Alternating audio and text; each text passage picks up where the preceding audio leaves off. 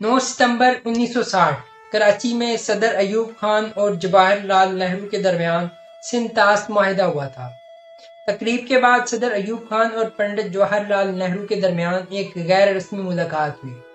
इस मुलाकात में सदर अयूब खान ने नेहरू से अर्ज किया था, जनाब आप मुझसे बहुत सीनियर हैं, मैं एक जूनियर सियासतदान की हैसियत से आपसे चंद बातें पूछना चाहता हूँ। नेहरू साहब ने फरमाया, जी पूछिए।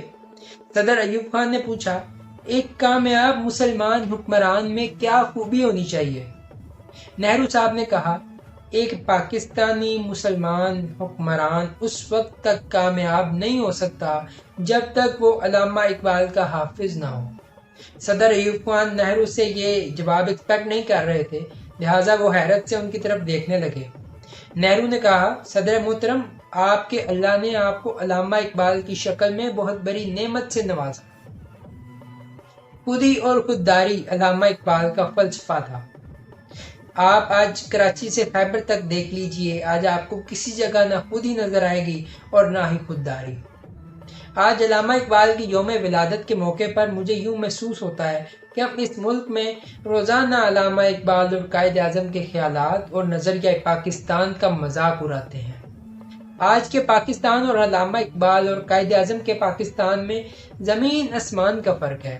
लिहाजा हमें चाहिए कि अल्लामा इकबाल और कायद आज़म की तस्वीरों की जगह खाली फ्रेम लटका दें, ताकि हम नज़रिया ज़रूरत के तहत अपने बैरूनी आकाओं की तस्वीरें लगा सकें। नाज़रीन, किसी ने अल्लामा इकबाल से पूछा था कि कौम का सबसे बड़ा खजाना क्या होता है। अल्लामा इकबाल रहमतुल्लाह अलैह ने फरमाया था, खुददारी।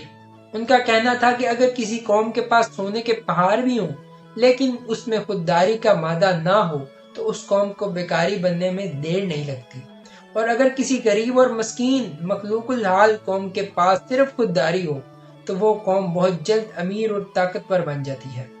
अल्लामा साहब का फरमाना था कि अल्लाह ताला सिर्फ खुददार लोगों और खुददार कौमों पर करम करता है। लिहाजा अगर दुनिया में खुशहाल, ताकतवर और कामयाब बनना चाहते हो तो खुददारी तर्क न करना। अल्लाह ताला की नुसरत तुम्हारी मदद को ज़रूर पहुँचेगी।